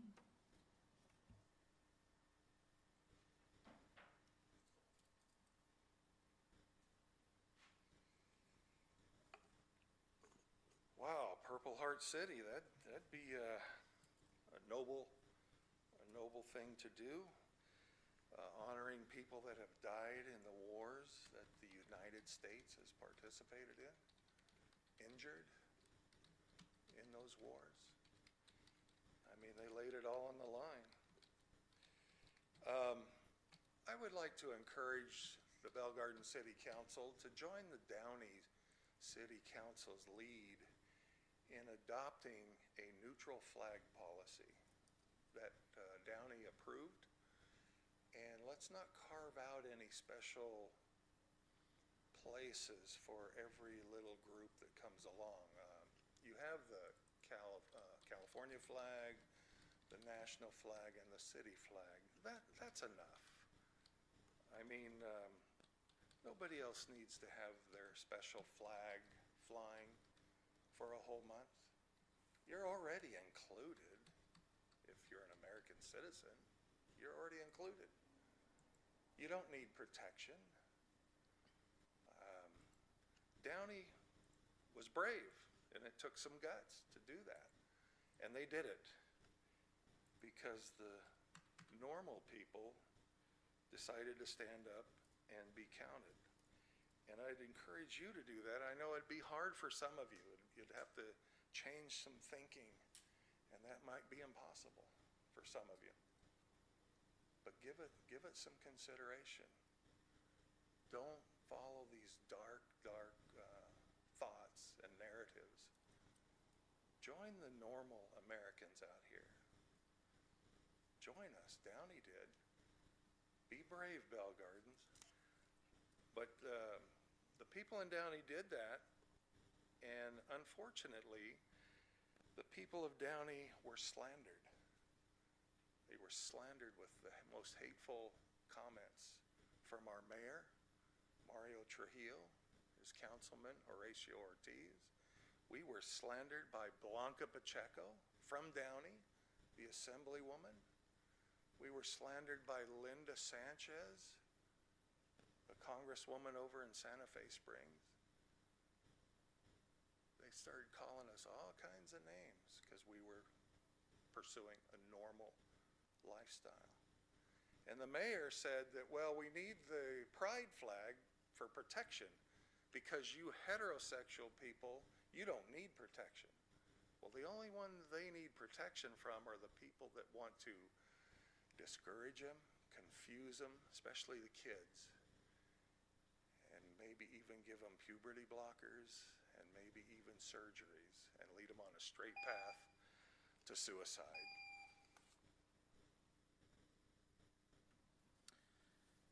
Okay, if there's no objection by members of the City Council Successor Agency, I will close public participation for non-agenda items. City Clerk, there was nothing online, correct? That's correct. There's Okay, nobody. thank you. Public participation is now open for items listed on the City Council Successor Agency Joint Agenda. City Clerk, please announce the instructions for public participation. Thank you, Mayor. Members of the public will now have an opportunity to speak on items listed on the agenda. Please state your name for the record before addressing your comments. Each speaker is limited to 3 minutes. Callers wishing to make a comment may do so at this time by dialing *9 from your phone, and when instructed, dial *6 to unmute yourself. Individuals joining us through Zoom may request by using a raise hand feature and select the unmute or microphone icon when instructed. We will begin to hear from members of the public that are physically present. There were no written comments received.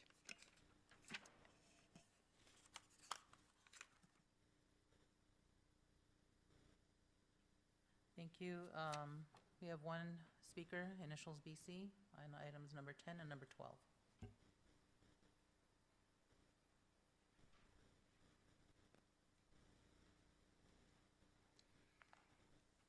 All right, thank you. I'm back. In the words of Pauly Shore, I am back. I am always proud to bring diversity to the conversation. Isn't it great? Don't you just love me coming in here, bringing a different viewpoint to things? It's okay. I get it. I'll just limit it to number 10, a climate action plan.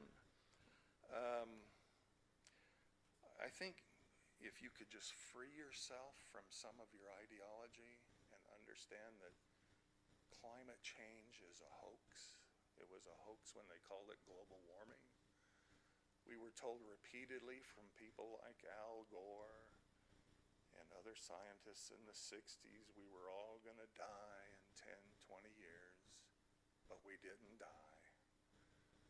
We have the capacity with plenty of fossil fuels to farm the lands, grow the food, as long as we support carbon dioxide I'm a pro carbon dioxide guy because when we have carbon dioxide, plants grow and we have food. And I don't mind methane as far as a climate action plan but methane is produced when rice is grown. So are you going to cut out all the methane? You know how many people use rice as a staple in their food? Well, they tried to take it away in Sri Lanka, and the people started starving to death. You want to cut out rice? How about cows? Let's cut out beef. Let's eliminate that protein so we can't think better. That's how we think. It's good for us. We don't need any Bill Gates manufactured stuff. So a climate action plan, you don't need one. Climate change is a hoax. Greta Thunberg and all these people, they've been lying for years. Lying to everybody. And stop falling for the lies. Thank you very much. Thank you.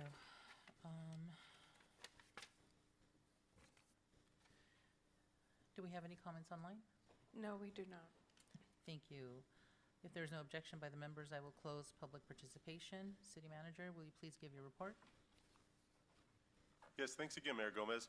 Just a reminder, it's been 4 weeks since we had the last council meeting. So we've had a lot of events go on, a lot of things coming up. I'd just like to say thank you to the council, to the residents, stakeholders, Recreation Community Services, Police Department, Public Works, all the city staff for some of the events that we've had. On June 28th, we had our biggest yet skate jam. We had 3 musical acts, 3 hours, well attended. About 5 days later, we had our Independence Day celebration. We obviously do not allow fireworks in the city of Bell Gardens, so we try to do a celebration that is still impactful, that residents still enjoy without fireworks. And again, this year we had other multimedia effects. I think the first time this year we had the wristbands that were synchronized. The videos and being there in person, I think everybody had a good time. But obviously we did not have fireworks, so we still hear those comments. Also in July, last week, we had our rent stabilization workshops for tenants and for property owners. Last week, also, the police department had their annual English and Spanish town hall meeting for AB 481, where they discussed the purchase and use of military-style equipment. In addition, reporting was put online, and there'll be an item that comes before the council at the first August meeting. On July 18th, the Community Family Services Center held another financial literacy workshop on how to manage debt and avoid financial mistakes. Yesterday, there was a Dodger game excursion to watch them play the Boston Red Sox. Reasonably priced, a significant discount for residents as compared to non-residents. In addition, there have been several movie nights, concerts, art and yard sales, a family food distribution, summer youth camps, swim lessons, and senior excursions leading up until from the last 4 weeks. And then just looking ahead, going forward, this Wednesday, July 24th, Bell Gardens PD has a meet and greet at Ross Hall at 6:30 p.m. With the police chief and with some of his staff, so residents, stakeholders can interact with the police department, ask questions. We've got our summer movie nights. If you can believe it, summer's starting to wrap up already, back to schools coming soon. So this Thursday, July 25th at Veterans Park, it's our second to last summer movie night. It'll be Princess and a Frog. This Friday, as usual with Fridays at 11 a.m., we've got our resident art and yard sale at Veterans Park. And then we've got our last concert coming up next Thursday, August 1st. Popular band that was at the skate jam, Conjunto Nueva Ola, will be the final performers for this year. Also want to mention for everybody a cool excursion that's coming up Saturday, August 3rd. It's a trip to Knott's Soak City to beat the heat, so that's the water park. I have 3 kids. It's very reasonably priced, $20 per person, including transportation. And it's 9:30, I think 9 o'clock to 5:30 p.m. So that would be a fun day for everybody that attends. I believe they meet at Veterans Park.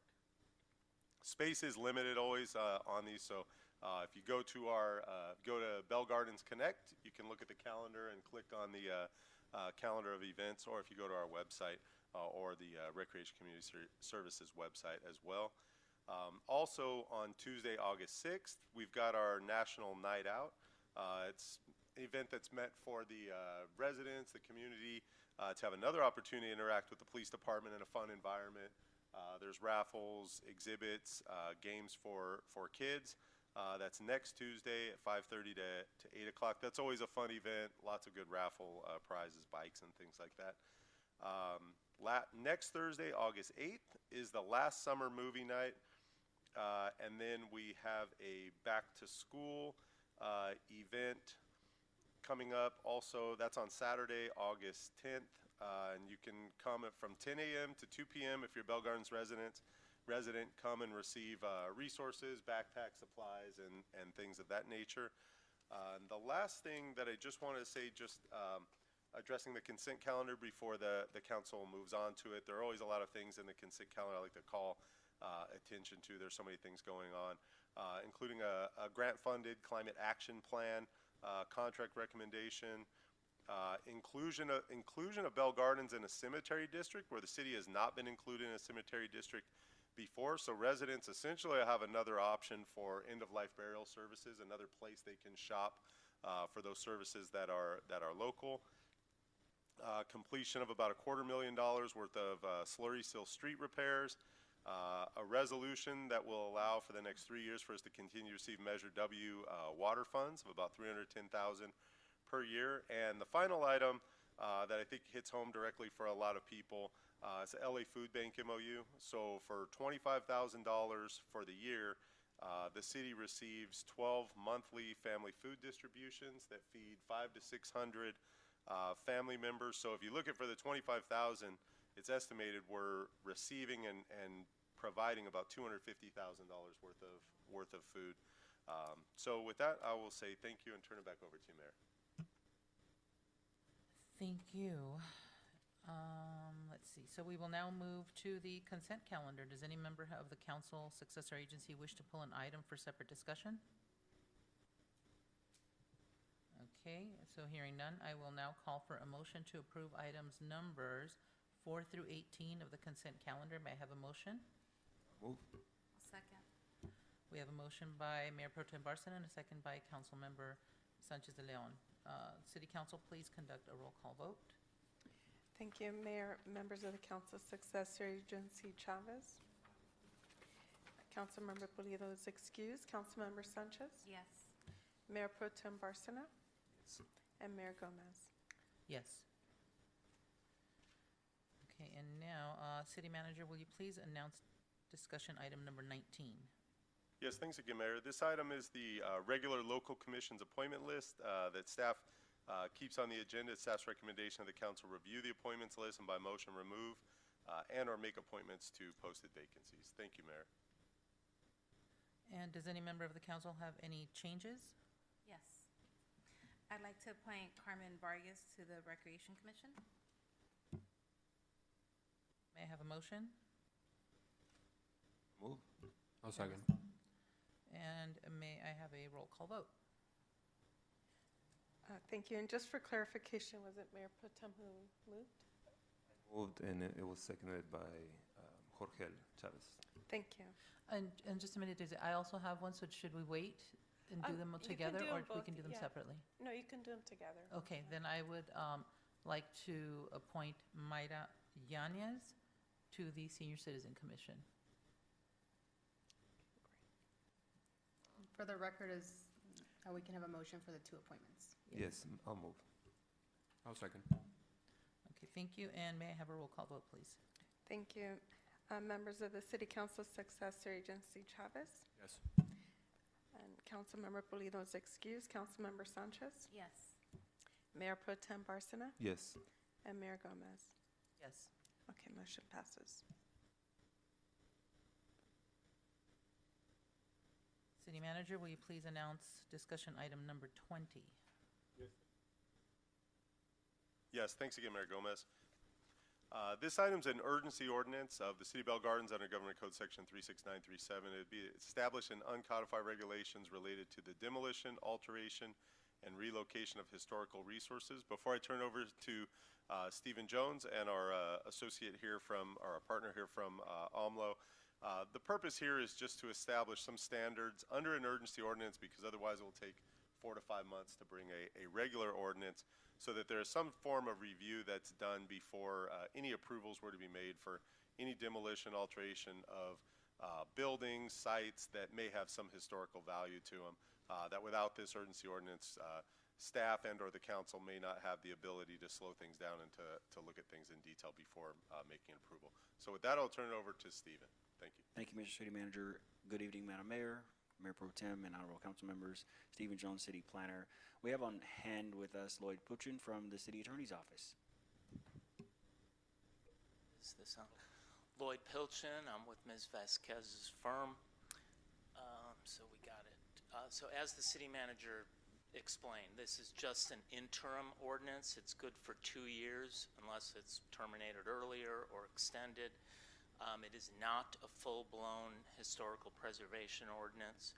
I would say that the most important thing that this ordinance does is it gives direction to staff to look into the matter, to hire a consultant to do a historical resources survey of the city, see if there's anything that the staff wants to save or thinks is worthy of saving. As it is right now, the city has a historical preservation district in the northeast corner of the city. So that's the existing protection, and that's for a specific area of the city. This ordinance would apply to every place in the city.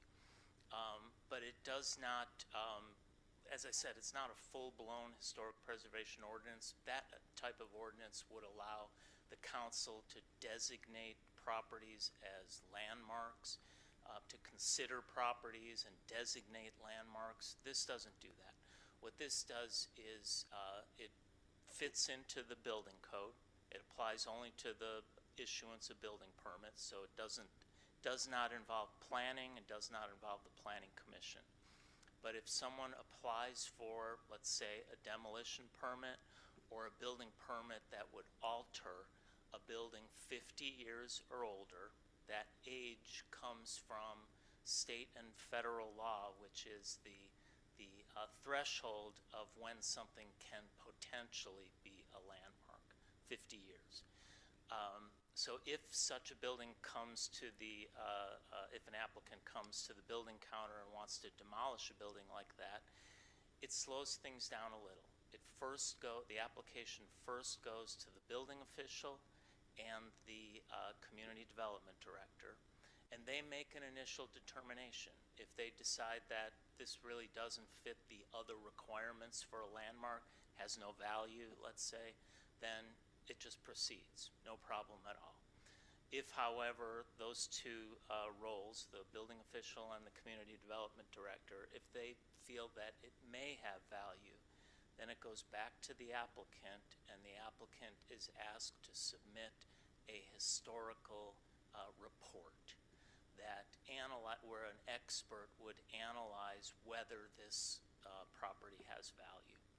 And this procedure that we've described in the ordinance, what it does is it slows things down a little, and it gives a little time if neighbors or the community suddenly becomes aware of this property, that it's about to be demolished, and wants to do something about it. They can then make use of state law. They can apply to the state Department of Historical Resources and try to have it designated as a landmark. Now, these are not easy. They require applications, and they require review by a state agency. But if there's value of a property like that, this would give a little bit of time before a demo permit would be issued. This ordinance doesn't do anything more than that. It just buys a little time. And as I said, I think the most important thing that this ordinance does is it directs staff to hire a consultant to look to see if there are properties in the city that might make a more meaty ordinance be adopted so that the Planning Commission can get involved and that sort of thing. But it doesn't create such a procedure yet.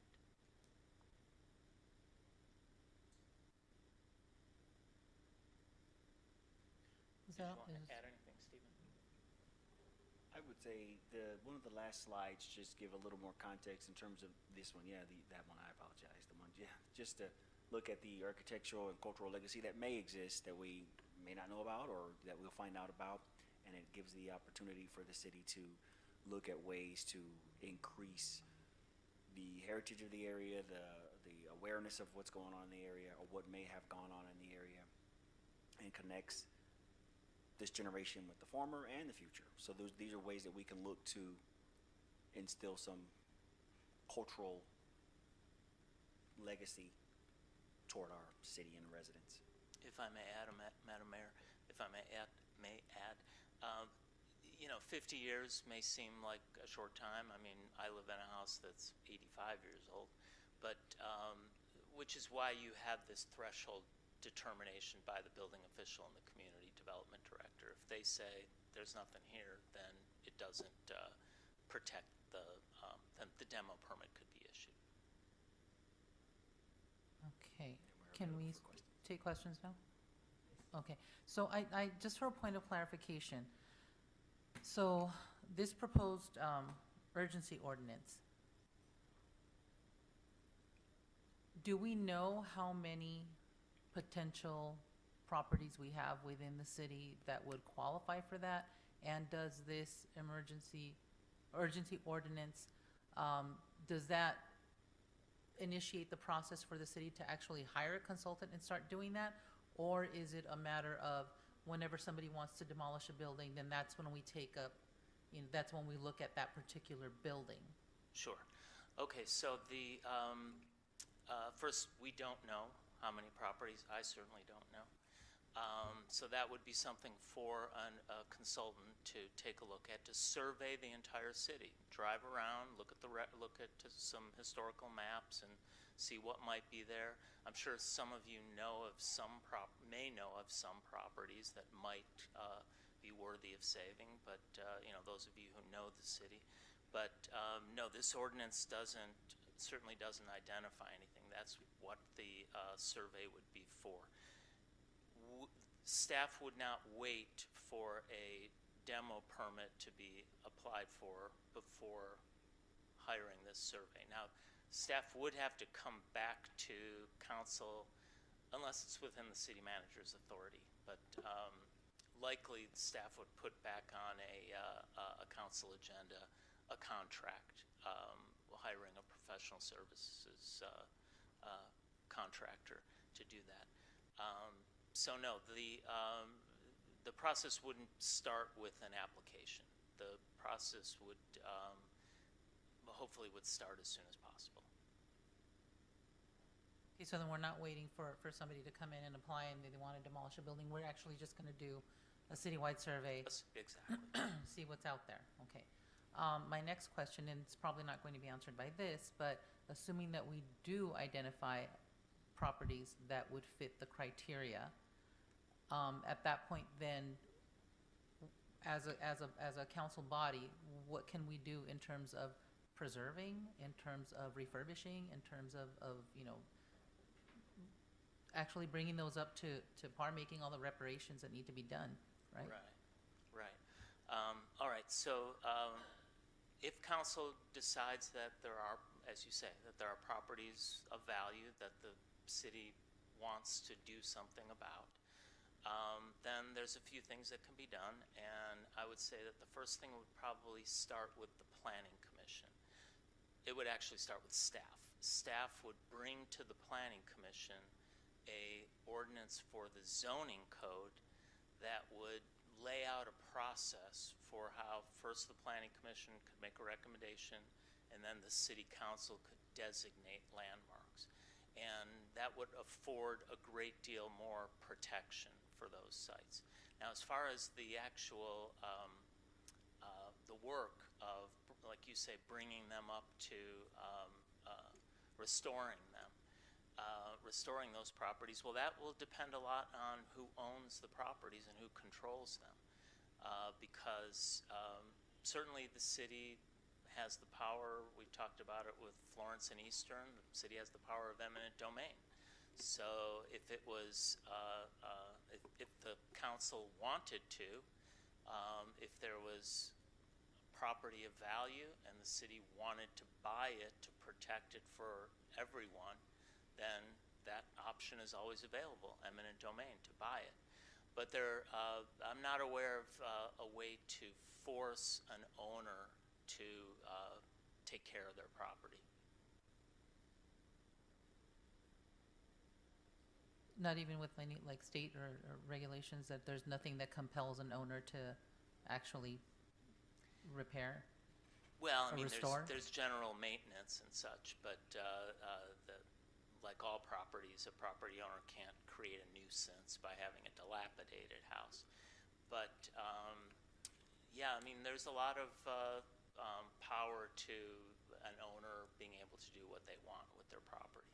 But a historic preservation ordinance, a full-blown one that designates landmarks, that would certainly give a lot of protection against it being demolished.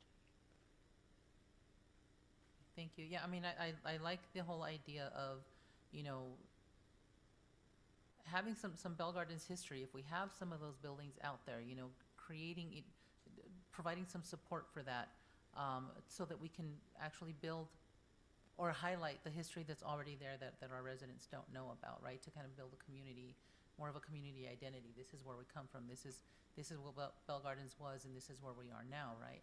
I think that's an important step, is to do that survey. So thank you. Does anyone have any other questions? So you said that currently only the northeast side of Bell Gardens. Can you remind me what is located there that's historic? Want to take that? I'll put the map up. That's another issue that we don't exactly know. I'm